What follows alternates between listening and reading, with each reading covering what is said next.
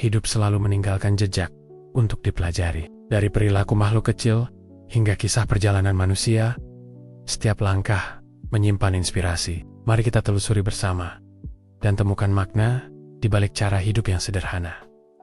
Mari bersama belajar, merenung, dan menemukan makna hidup lewat kisah-kisah nyata di sekitar kita. Bayangkan seseorang yang hidup di abad ke-19 di Rusia, sebuah negeri yang dingin, keras, dan penuh gejolak politik. Namanya adalah Fyodor. Sejak muda, hidupnya tidak pernah mudah. Ia sering sakit, terlilit hutang, bahkan hampir dihukum mati karena dituduh terlibat politik. Namun, di balik semua itu, ada satu hal yang membuatnya berbeda. Ia selalu berusaha jujur pada dirinya sendiri. Kejujuran ini bukan sekadar tentang berkata benar pada orang lain, tapi lebih dalam lagi, jujur dalam menghadapi siapa dirinya sebenarnya. Dostoyevsky tidak menutupi bahwa ia punya kelemahan. Ia pernah kecanduan judi, terlilit utang, hidup miskin, bahkan merasa putus asa. Banyak orang mungkin akan berusaha menutupi sisi kelam itu, tapi Dostoyevsky justru menjadikannya bagian dari dirinya. Kalau kita perhatikan, karya-karyanya seperti Catatan dari Bawah Tanah atau Kejahatan dan Hukuman, penuh dengan tokoh yang rapuh, bingung, penuh rasa bersalah, dan sering salah mengambil keputusan. Tapi justru disitulah letak kejujuran Dostoyevsky. Ia tidak menciptakan tokoh yang sempurna. Ia menciptakan tokoh yang nyata seperti manusia pada umumnya. Lalu, apa yang bisa kita pelajari dari sini? Hidup dengan jujur pada diri sendiri, artinya berani menerima diri kita apa adanya, berani mengakui kelemahan tanpa harus selalu menutupinya. Karena seringkali, saat kita berusaha terlihat sempurna, kita justru terjebak dalam kepalsuan. Dostoyevsky mengajarkan kita bahwa dari kejujuran itulah lahir kekuatan. Coba bayangkan jika Dostoyevsky berusaha menutupi masa lalunya yang kelam. Mungkin ia hanya akan menulis kisah-kisah indah tanpa makna, dan dunia tidak akan mengenalnya sebagai salah satu penulis terbesar. Tapi karena ia jujur-jujur menghadapi penderitaan, jujur menghadapi rasa bersalah, bahkan jujur menghadapi kerapuhan, manusia karyanya justru hidup sepanjang zaman dalam hidup kita sehari-hari. Hal ini bisa diterapkan dengan cara sederhana. Misalnya, saat kita gagal, jangan buru-buru menyalahkan keadaan atau orang lain. Akui dulu kegagalan itu lalu pelayari. Saat kita merasa sedih, jangan berpura-pura kuat hanya untuk terlihat baik di depan orang lain. Kadang, mengakui bahwa kita sedang tidak baik-baik saja adalah langkah awal untuk benar-benar sembuh. Fyodor Dostoyevsky memberi contoh lewat hidupnya bahwa kejujuran bukan kelemahan, melainkan kekuatan. Karena ketika kita jujur, kita bisa lebih memahami diri sendiri, dan pada akhirnya lebih memahami orang lain juga. Jadi, bab pertama dari cara hidup seperti Dostoyevsky ini mengajarkan, hiduplah dengan kejujuran pada diri sendiri. Jangan takut terlihat lemah, karena dari kelemahan itu kita bisa menemukan kekuatan yang sebenarnya. Mari kita bayangkan sejenak sebuah momen yang nyaris tak bisa dipercaya.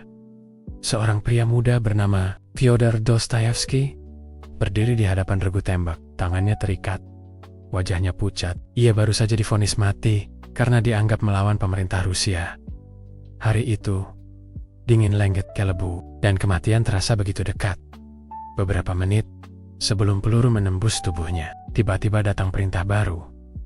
Hukuman matinya dibatalkan, diganti dengan kerja paksa di Siberia. Bayangkan perasaan Dostoyevsky. Dari hampir mati, kini diberi kesempatan hidup lagi. Namun, bukan untuk bebas, melainkan untuk menderita dalam kerja paksa yang berat. Pengalaman itu mengubah hidupnya selamanya. Penderitaan yang ia jalani, kelaparan, dingin yang menusuk tulang, kerja berat, dipisahkan dari dunia luar, semua itu tidak menghancurkannya. Justru dari penderitaan itulah Dostoyevsky belajar melihat kehidupan dari sudut pandang yang berbeda. Inilah salah satu pelajaran terbesar yang bisa kita ambil. Penderitaan bisa menjadi guru. Bagi banyak orang, penderitaan adalah kutukan. Tapi bagi Dostoyevsky, penderitaan adalah jalan untuk memahami manusia. Ia pernah berkata bahwa penderitaan justru mengajarkan kita arti hidup yang sesungguhnya. Kalau kita lihat karya-karyanya, hampir semua tokoh utamanya adalah orang-orang yang menderita, miskin, dihantui rasa bersalah, kehilangan harapan. Tapi dari penderitaan itulah lahir perubahan, lahir pemahaman baru, bahkan kadang lahir kekuatan untuk menjadi lebih baik. Nah, bagaimana dengan kita? Dalam kehidupan modern, penderitaan bisa datang dalam berbagai bentuk. Kegagalan ujian, kehilangan pekerjaan, patah hati, ditinggalkan orang yang kita sayangi. Saat itu terjadi, wajar kalau kita merasa hancur. Namun kalau kita mau meniru cara Dostoyevsky, kita bisa mencoba mengubah sudut pandang, bukan bertanya, mengapa aku harus menderita? Melainkan apa yang bisa kupelajari dari penderitaan ini.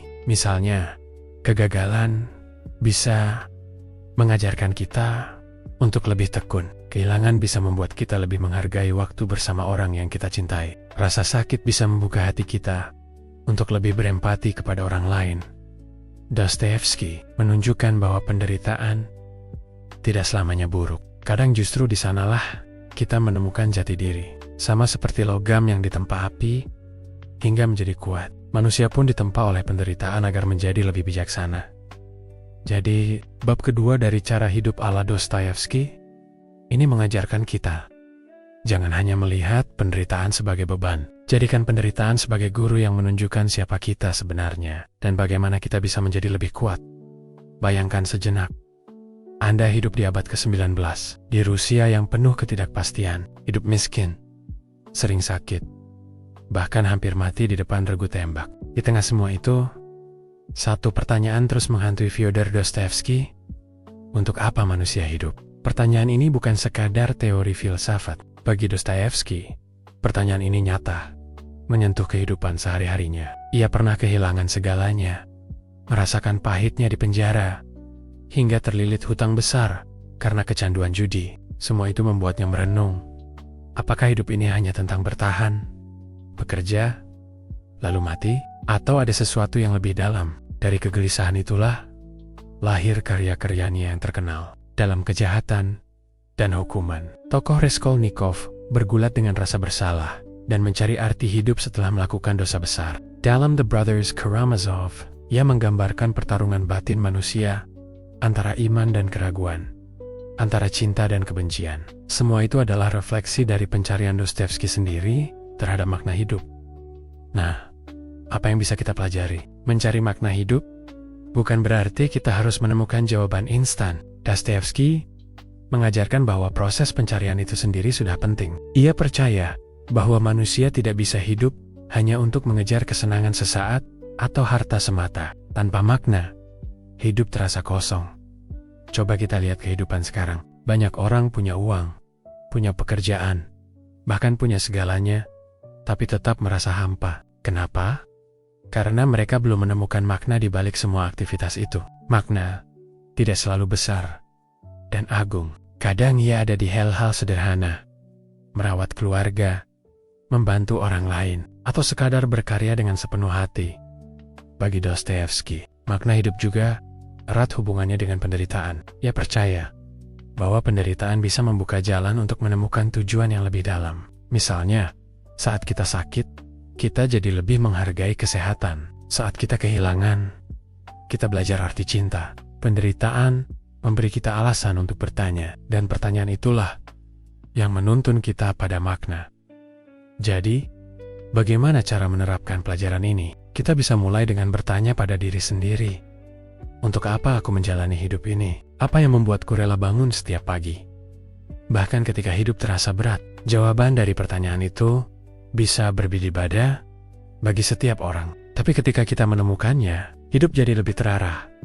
Dostoyevsky mengajarkan bahwa makna hidup bukan sesuatu yang jatuh dari langit, melainkan sesuatu yang harus kita cari, bahkan di tengah penderitaan. Dan justru karena hidup penuh kesulitan, makna itu jadi semakin berharga. Jadi, bab ketiga dari cara hidup ala Dostoyevsky ini mengingatkan kita, hidup bukan hanya soal bertahan, tapi juga tentang mencari makna. Dan seringkali, makna itu kita temukan justru saat kita berani menghadapi penderitaan dan bertanya, untuk apa aku ada di dunia ini? Bayangkan, seorang penulis besar duduk di sebuah kamar kecil yang dingin, dengan lampu minyak yang temaram. Namanya Fyodor Dostoyevsky. Meski ia terkenal sebagai sastrawan besar, perhatiannya bukan tertuju pada kaum bangsawan atau orang-orang kaya yang hidup nyaman. Ia justru menulis tentang orang-orang kecil, orang-orang yang sering dilupakan dunia. Dalam novel-novelnya, kita tidak hanya bertemu dengan tokoh cerdas atau tokoh besar. Kita bertemu dengan pengemis, pelacur, penjudi, buruh miskin, orang sakit, bahkan penjahat. Tokoh-tokoh yang mungkin dianggap sampah masyarakat pada zamannya. Tapi lewat pena Dostoyevsky, mereka mendapatkan wajah kemanusiaan. Mereka menangis, mencintai, merasa bersalah, dan berharap sama seperti kita. Mengapa Dostoyevsky melakukan itu? Karena ia percaya bahwa setiap manusia, sekecil apapun perannya, punya nilai yang tak ternilai. Baginya, kemanusiaan itu tidak bisa diukur dengan status sosial atau kekayaan. Ia bisa melihat kemuliaan, bahkan di dalam diri seorang yang tampak hina. Salah satu contoh paling menyentuh ada dalam novelnya, The Idiot. Tokoh utama, Pangeran Myshkin, adalah seseorang yang sederhana, bahkan sering dianggap bodoh oleh orang lain. Tapi justru lewat kebodohannya itu, ia memperlihatkan ketulusan, empati, dan cinta yang jarang dimiliki orang-orang yang rasa pintar. Dostoyevsky seakan berkata, "Lihatlah, nilai manusia tidak ditentukan oleh kepintaran atau kekuatannya, tapi oleh hatinya." Pelajaran ini sangat relevan dengan kehidupan kita sekarang. Di era modern, seringkali kita menilai orang hanya dari tampilan luar, pakaian, pekerjaan, atau jumlah followers di media sosial. Kita mudah meremehkan orang yang tidak sesuai standar sukses masyarakat. Tapi Dostoyevsky mengingatkan, di balik semua label itu, setiap orang punya cerita, luka, dan harapan. Menghargai kemanusiaan orang lain berarti berusaha melihat manusia secara utuh. Misalnya, ketika kita melihat seseorang yang marah-marah, mungkin ia sedang menanggung beban yang berat. Ketika kita bertemu orang miskin di jalan, mungkin ia punya kisah hidup yang tidak pernah kita pahami. Dengan empati, kita bisa lebih dekat dengan manusia lain tanpa cepat menghakimi. Dostoyevsky sendiri belajar ini dari hidupnya. Ia pernah hidup miskin, di penjara bersama para kriminal, bahkan dipandang rendah oleh banyak orang. Tapi justru di sanalah ia menemukan setiap manusia, bahkan yang paling jatuh sekalipun, tetap punya cahaya kemanusiaan. Jadi, bab keempat dari cara hidup ala Dostoyevsky ini mengajarkan kita hargai setiap manusia, sekecil apapun perannya, seburuk apapun penampilannya, karena pada dasarnya setiap orang membawa cerita, luka, dan kemanusiaannya sendiri. Bayangkan, Anda hidup di Rusia abad ke-19. Sebuah masa ketika kekuasaan pemerintah sangat keras, gereja ortodoks begitu dominan, dan ide-ide baru tentang sosialisme serta ateisme mulai berkembang di kalangan intelektual muda. Semua orang seakan ditarik ke dalam arus besar, ikut arus pemerintah atau ikut arus pemberontakan ideologi baru. Di tengah pusaran itu, berdirilah Fyodor Dostoyevsky, seorang penulis yang tidak memilih jalan mudah. Ia tidak sekadar ikut arus pemikiran zaman. Ketika banyak intelektual muda mengagungkan rasionalisme dan menolak agama, Dostoyevsky justru mempertahankan keyakinan bahwa manusia tidak bisa hanya hidup dengan logika. Ia berani menulis tentang iman, tentang keraguan, tentang pergulatan batin yang tidak sederhana. Itu membuatnya sering dianggap aneh, bahkan ditolak oleh banyak kelompok. Namun, disitulah keberanian Dostoyevsky. Ia tidak takut menuliskan pandangannya. Meski tahu karyanya akan mengundang kritik, ia berani berbeda. Contohnya, dalam novel Catatan dari Bawah Tanah, tokoh utama di sana bukanlah pahlawan gagah atau tokoh yang disukai pembaca. Justru sebaliknya, seorang pria pahit, penuh kebencian, yang hidup di pinggiran masyarakat. Saat itu, banyak penulis menampilkan tokoh idealis atau tokoh yang penuh semangat perubahan. Tapi Dostoyevsky malah menghadirkan tokoh yang menyebalkan untuk menunjukkan sisi gelap manusia yang sering diabaikan. Ia seakan berkata, inilah kenyataan. Manusia tidak sesempurna itu. Berani melawan arus berarti tidak selalu melakukan apa yang populer, tapi melakukan apa yang menurut hati dan pikiran kita benar. Dan inilah yang membuat karya-karya Dostoyevsky abadi. Karena ia tidak menulis untuk menyenangkan zamannya. Ia menulis sesuatu yang melampaui zaman. Pelajaran ini bisa kita bawa ke kehidupan sekarang. Di era media sosial, seringkali kita tergoda untuk ikut tren, ikut opini mayoritas, hanya agar diterima. Kadang kita menahan diri untuk tidak berkata jujur, karena takut dianggap berbeda. Tapi Dostoyevsky mengajarkan, kalau kita hanya ikut arus, kita kehilangan diri kita sendiri. Berani melawan arus bukan berarti harus selalu menentang orang lain, tapi artinya kita punya keberanian untuk mempertahankan prinsip. Meski dunia menertawakan kita, Dostoyevsky sendiri pernah mengalami hal itu. Ia dicemooh, ditolak penerbit, bahkan harus berjuang keras agar bukunya diterima. Tapi pada akhirnya, justru karyanya yang dianggap aneh itu yang membuka mata dunia tentang jiwa manusia. Jadi, bab kelima dari cara hidup ala Dostoyevsky ini mengajarkan kita, jangan takut berbeda, jangan takut melawan arus. Jika memang yang kamu yakini adalah kebenaran, karena keberanian untuk berbeda itulah yang akan membuat hidupmu bermakna. Bayangkan sebuah malam di Rusia, abad ke-19. Fyodor Dostoyevsky duduk sendirian di meja kecilnya, dengan secari kertas dan pena. Di sekelilingnya sunyi, namun di dalam kepalanya ribuan suara berbisik. Suara keraguan, suara rasa bersalah, suara harapan, bahkan suara kejahatan. Semua bercampur. Seakan dunia batin manusia sedang diputar ulang dalam pikirannya. Inilah yang membuat Dostoyevsky berbeda dari banyak penulis lain. Ia tidak hanya menceritakan apa yang tampak di luar, tetapi berani masuk ke dunia dalam, ke dalam pikiran manusia yang paling gelap sekalipun.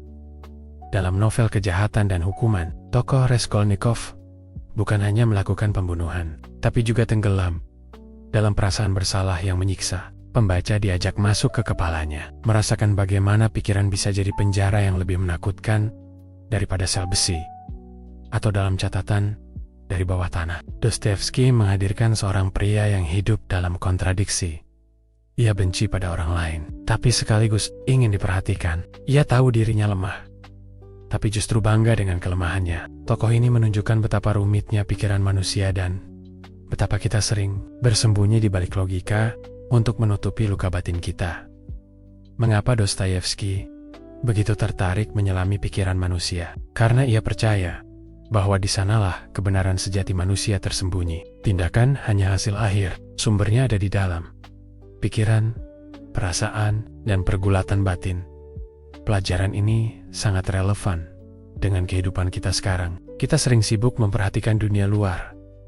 Bagaimana orang menilai kita, bagaimana kita terlihat di media sosial, bagaimana kita bisa terlihat sukses. Tapi jarang sekali kita berhenti sejenak untuk benar-benar mendengarkan isi pikiran kita sendiri.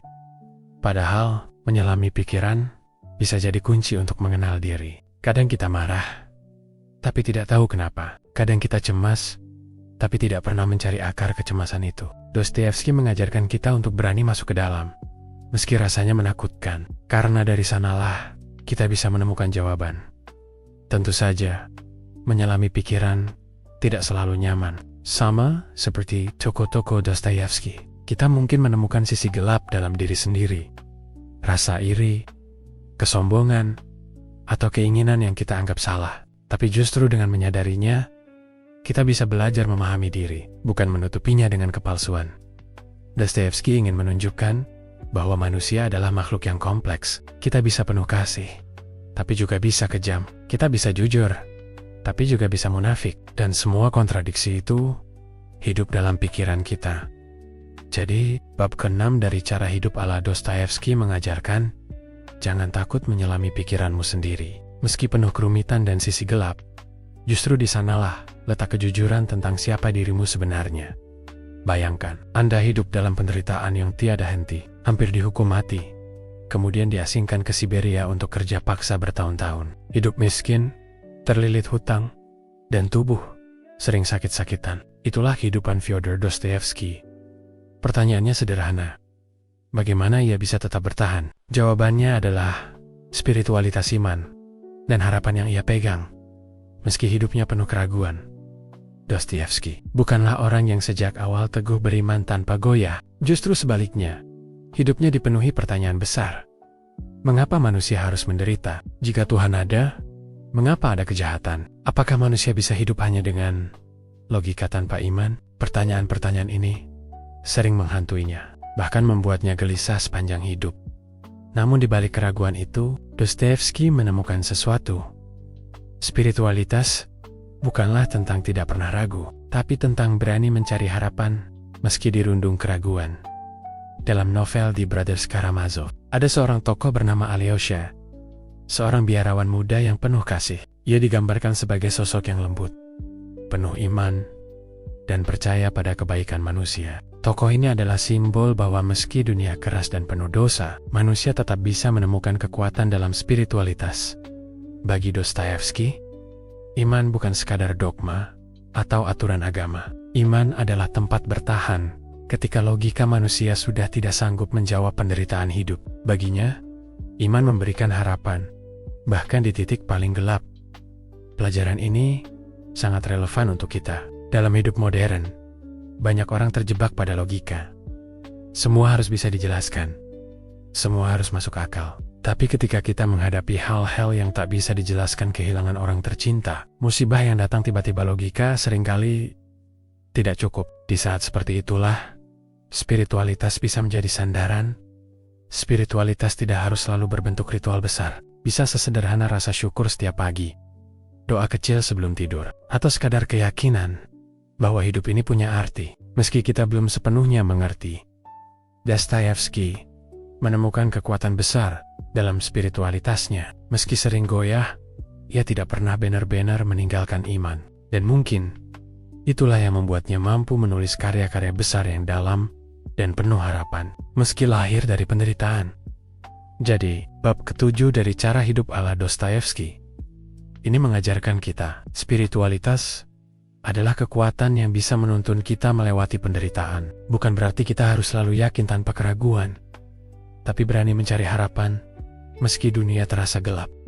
Bayangkan seorang penulis besar, karya-karyanya dibaca di seluruh dunia, dipuji sebagai salah satu sastrawan terbesar sepanjang sejarah. Dengan posisi seperti itu, kebanyakan orang mungkin akan hidup dalam kemewahan, rumah besar, pesta mewah, dan gaya hidup penuh kebanggaan. Tapi Fyodor Dostoyevsky berbeda. Meski namanya terkenal, hidupnya tetap sederhana. Ia pernah mengalami kemiskinan ekstrem, bahkan harus menulis cepat-cepat hanya untuk membayar hutang karena kecanduan judi. Namun ketika keberuntungan mulai datang, ia tidak berubah menjadi orang yang silau oleh harta. Hidupnya tetap bersahaja. Mengapa? Karena bagi Dostoyevsky, nilai hidup tidak ditentukan oleh apa yang kita miliki, melainkan oleh siapa kita sebenarnya. Ia lebih banyak menghabiskan waktunya untuk menulis, merenung, dan berdialog dengan orang-orang sederhana. Ia tidak menutup diri dalam lingkaran orang kaya atau bangsawan. Justru sebaliknya, ia dekat dengan orang-orang kecil, pengemis, buruh, orang yang sering dilupakan masyarakat. Kesederhanaan ini juga tercermin dalam karya-karyanya. Ia tidak menulis untuk pamer gaya bahasa indah, melainkan untuk menyampaikan isi hatinya. Bahkan dalam surat-surat pribadinya, ia sering mengaku bahwa ia bukan orang yang sempurna, dan itulah yang membuatnya rendah hati. Pelajaran ini penting untuk kita di zaman sekarang. Banyak orang mengejar hidup yang mewah, merasa harus terlihat wah di mata orang lain, terutama di media sosial. Tapi Dostoyevsky mengajarkan hal sebaliknya. Justru dalam kesederhanaan, kita bisa menemukan kedamaian. Hidup sederhana bukan berarti hidup miskin atau tidak boleh menikmati keindahan. Hidup sederhana berarti tidak diperbudak oleh keinginan. Misalnya, ketika kita punya uang, kita tidak tergesa-gesa membelanjakan untuk hal-hal yang hanya membuat orang lain kagum, tapi justru menggunakan untuk hal yang benar-benar bermanfaat.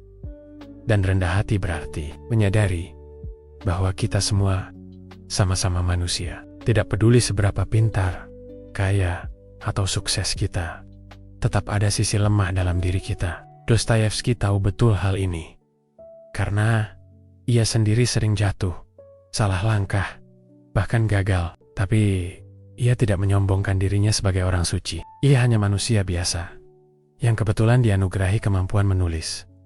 Itulah yang membuatnya dekat dengan banyak orang, karena ia tidak menempatkan dirinya di atas, tetapi sejajar dengan manusia lainnya.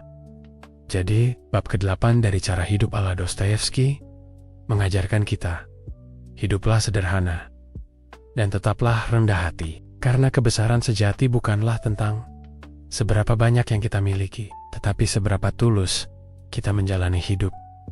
Bayangkan seseorang yang hidupnya penuh penderitaan, hampir dieksekusi mati, dipenjara di Siberia, sakit-sakitan, bahkan terlilit hutang karena kecanduan judi. Banyak orang dalam kondisi seperti itu mungkin akan menyerah, putus asa, dan berhenti berusaha. Tapi Fyodor Dostoyevsky justru memilih jalan lain. Ia mengasah dirinya lewat karya. Menulis bukan sekadar pekerjaan baginya. Menulis adalah cara untuk bertahan hidup, cara untuk melawan penderitaan, bahkan cara untuk memahami dirinya sendiri. Pena dan kertas menjadi sahabat setianya di tengah badai kehidupan. Pernah suatu kali, Dostoyevsky dikharker tenggat waktu oleh penerbit. Kalau ia tidak menyerahkan naskah tepat waktu, ia akan kehilangan hak cipta atas semua karyanya. Bayangkan, tekanan sebesar itu. Tapi dalam keadaan genting, ia tidak menyerah. Ia menulis The Gambler hanya dalam waktu 26 hari. Dan yang menakjubkan, karya itu tetap menjadi salah satu novel yang dihargai sampai sekarang. Dari situ kita bisa melihat bahwa bagi Dostoyevsky, karya adalah lebih dari sekadar tulisan. Karya adalah latihan jiwa. Ia menulis meski sakit, meski miskin, meski hatinya hancur. Karena ia tahu, lewat menulis, ia bisa mengubah penderitaan menjadi sesuatu yang bermakna. Pelajaran ini sangat relevan bagi kita. Apapun bidang kita, entah itu menulis, melukis, berbisnis, atau bahkan sekadar belajar, kita bisa menjadikan karya sebagai jalan untuk mengasah diri. Tidak harus besar, tidak harus langsung sempurna. Yang penting adalah konsistensi. Terus berkarya, meski dunia seakan melawan. Banyak orang berhenti berkarya karena merasa hasilnya kecil, tidak dihargai, atau tidak sempurna. Tapi Dostoyevsky menunjukkan sebaliknya. Karya bukan tentang kesempurnaan, tapi tentang proses. Ia menulis bukan hanya untuk dunia, tapi juga untuk dirinya sendiri. Bayangkan jika Dostoyevsky menyerah karena penjara, hutang, atau sakitnya. Dunia mungkin tidak akan pernah mengenal kejahatan dan hukuman, atau The Brothers Karamazov. Kita tidak akan pernah membaca kisah-kisah yang membuka mata tentang sisi gelap dan terang manusia. Jadi, apa artinya bagi kita? Kalau kita punya sesuatu yang bisa kita hasilkan sekecil, apapun itu jangan remehkan. Bisa berupa tulisan, karya seni, ide kreatif, atau bahkan tindakan baik. Semua itu adalah karya yang mengasah diri kita. Dostoyevsky mengajarkan, jangan menunggu keadaan sempurna untuk berkarya, karena justru di tengah keterbatasanlah karya kita bisa lahir dengan kekuatan yang tulus. Jadi, bab ke-9 dari cara hidup ala Dostoyevsky ini mengingatkan kita, asahlah dirimu lewat karya. Jangan berhenti menciptakan sesuatu, meski dunia terasa berat, karena karya adalah jejakmu. Dan dari karya itulah, dirimu akan tumbuh. Bayangkan Anda berdiri di depan regu tembak, mata Anda ditutup, napas semakin berat, dan dalam hitungan detik hidup, Anda akan berakhir. Begitulah yang pernah dialami Fyodor Dostoyevsky. Ia ditangkap karena ikut dalam sebuah kelompok diskusi politik yang dianggap berbahaya oleh Tsar Rusia. Hukuman mati sudah dijatuhkan. Ia bahkan sudah merasakan detik-detik terakhir sebelum peluru menembus tubuhnya. Tapi tepat sebelum tembakan dilepaskan, sebuah perintah datang. Eksekusi dibatalkan, diganti dengan hukuman kerja paksa di Siberia. Bayangkan perasaan yang campur aduk, antara syukur, trauma, sekaligus kesadaran bahwa hidup bisa berakhir kapan saja. Pengalaman itu mengubah Dostoyevsky selamanya. Ia sadar, untuk menghadapi hidup, seseorang butuh lebih dari sekadar harapan. Yang dibutuhkan adalah keberanian. Keberanian bukan berarti tidak takut. Dostoyevsky juga manusia. Ia punya rasa takut, rasa sakit, rasa putus asa, tapi keberanian adalah tentang terus melangkah. Meski takut, ia tidak membiarkan ketakutan menghentikannya. Selama 4 tahun di Siberia, hidupnya penuh penderitaan. Cuaca membeku, kerja paksa yang melelahkan, dan dipaksa tinggal bersama para narapidana kriminal berat. Tapi justru di sanalah ia belajar keberanian sejati. Ia belajar memahami manusia yang paling terpuruk, dan dari sana, ia menemukan bahan bakar untuk menulis karya-karya terbesarnya.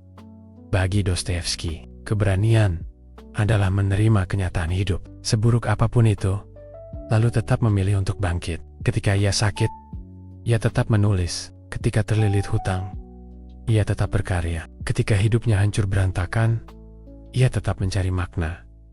Pelajaran ini penting untuk kita semua. Dalam hidup, kita tidak bisa menghindari penderitaan, masalah, atau rasa takut.